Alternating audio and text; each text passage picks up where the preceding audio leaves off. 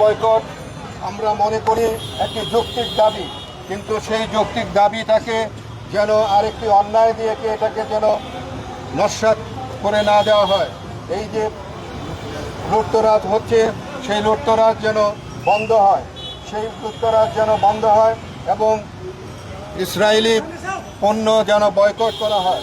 কিন্তু ইসরায়েলি পণ্যের দোহাই দিয়ে যারা লুটতরাজ করছে সেটাকেও কিন্তু আমরা কিন্তু কাম্য মনে করছি না, আমরাও সেটাকে আমরা কিন্তু সাপোর্ট করতে পারছি না।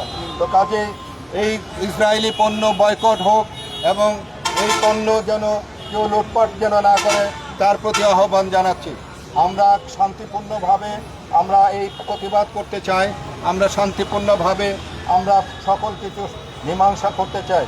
আমরা আমাদের ফিলিস্তিনি ভাইদেরকে, আমাদের মা বোনদেরকে তারা যেভাবে অত্যাচার করছে, তারা যেভাবে ধ্বংস করছে, তারা যেভাবে আহত নিহত করছে সেটি বন্ধ হোক।